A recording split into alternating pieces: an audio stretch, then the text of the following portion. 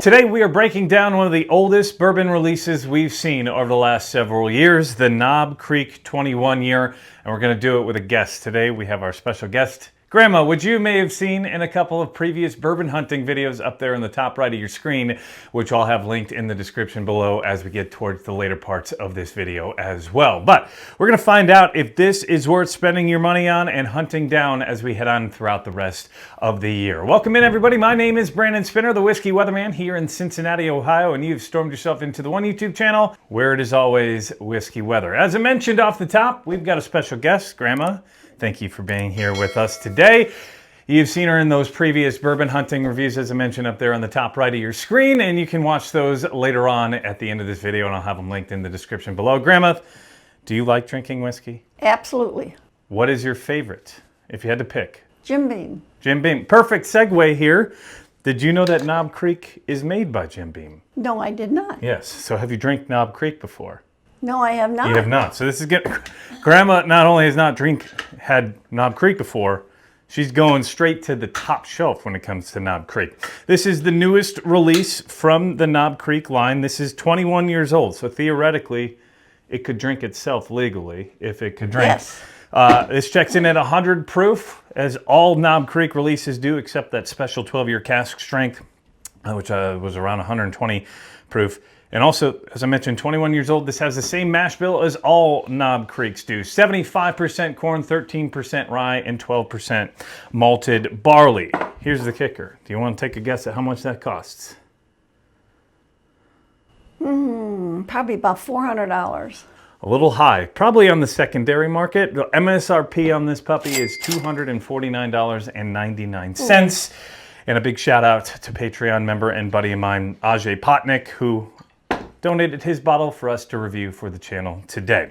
So if you are new to the channel, and Grandma's watched the channel before, so she knows how this works, but if you are new to the channel, I rate and review all my whiskeys on a 10-point rating scale, which I call the lightning counter. It's a rating scale which judges each pour on 5 equal categories: the nose, flavor, mouthfeel, finish, and value, all worth 2 points each. And at the end of the day, we'll total it up to see where it stacks up against everything else I reviewed so far this year. Right now, the top spot held by Jack Daniel's 14, as well as the Penelope Founders Reserve 13-year-old.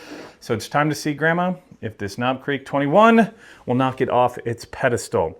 First thing we do, always the nose. You have any distinct flavor notes? It's 21 years old, so this should have a lot of oak influence to it. It smells sweet. Sweet. First note, sweet. I do get a lot of vanillas and caramels off the nose, some darker oak as well, which you would hope for. You get any like peanut brittle? Jim Beam is kind of known for a peanut brittle type of... More peanut butter? You get peanut butter off of it? Mm-hmm. If you had to rate this on a scale of 0 to 2, where 2 is the best and 0 is the worst, what would you rate this nose? A 2. A 2. So Grandma gives that a 2 out of 2. I'm going to give the nose a 1.8. I think that there's some cherries coming through as well the longer it has sat. Overall, very tasty nose. All right, now we try it. First sip, I let burn off all the stuff on my tongue. Go in for a second sip.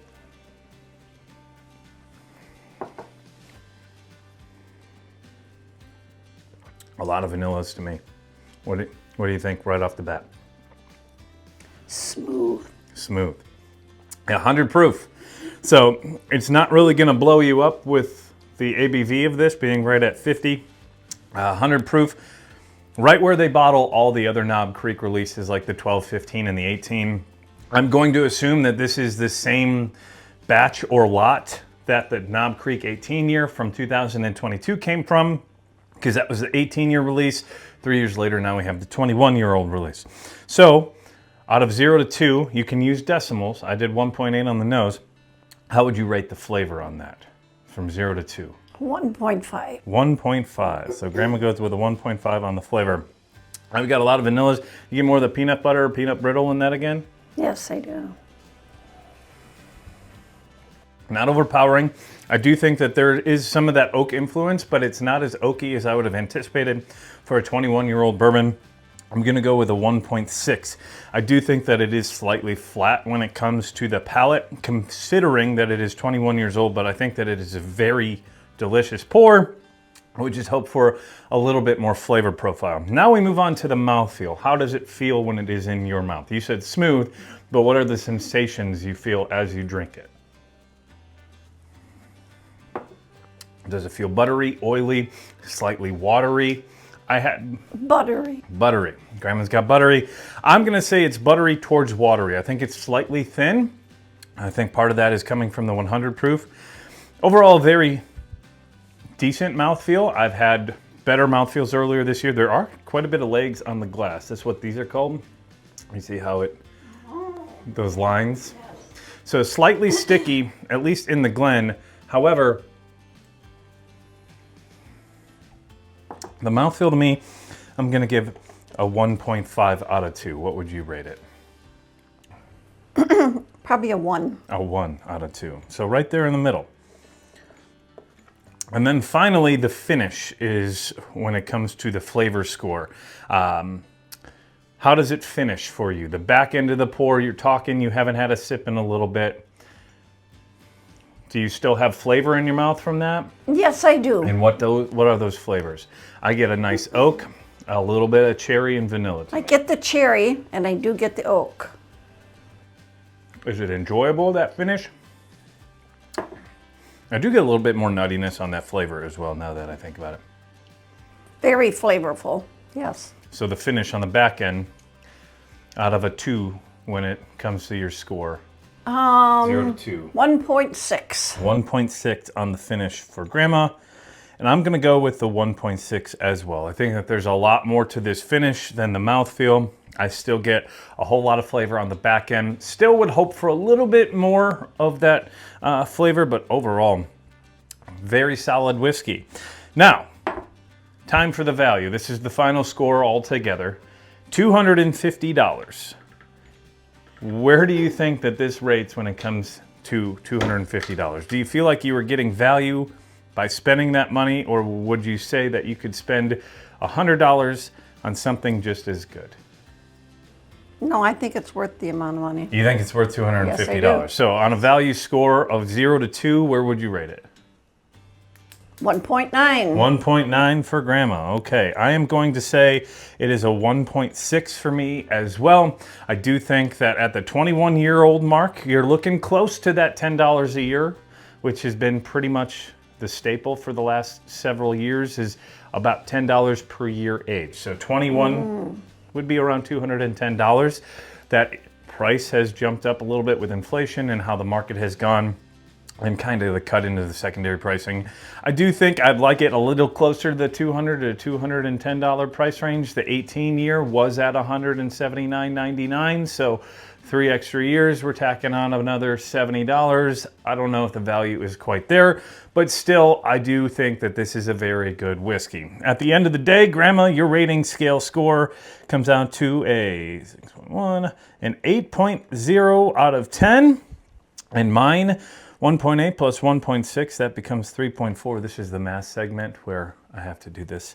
3.1, so that is a 6.5, and did I give it an 8.1? I think I gave it an 8.1 out of 10, which places that right into the great category. It's not a top 10 contender for bourbons of the year for me, but right now that would be solidly in my top 25 so far here in 2025. Overall, I think it's a great whiskey. If you can find one, I don't think you'll be disappointed with it. However, I do think that it lacks a little bit of flavor when it comes to a 21-year-old bourbon. There's not as much of a dark oak as I would have anticipated for 21 years. That's a lot of time in the barrel.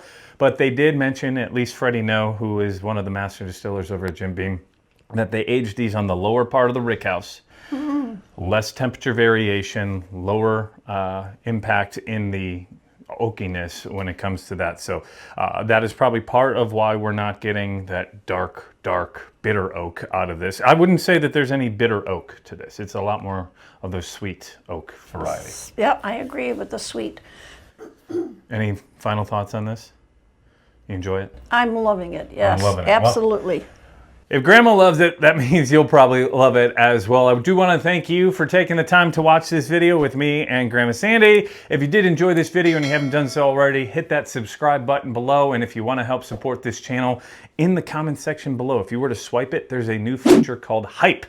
If you do that, that would help push this video throughout the algorithm. And if you did enjoy this video and you want to help support the channel even further, you can join my Patreon members right there scrolling on the right side of your screen. My Patreon members get first access to barrel picks, some members-only perks, as well as some members-only memorabilia.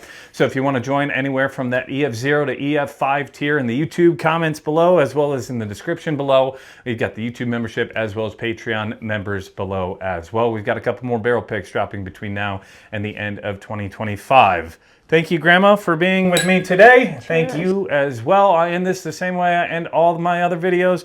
Please remember to drink responsibly, and it is whiskey weather. Always whiskey weather. Cheers, y'all. We'll see you in that next video. High five. That is really smooth.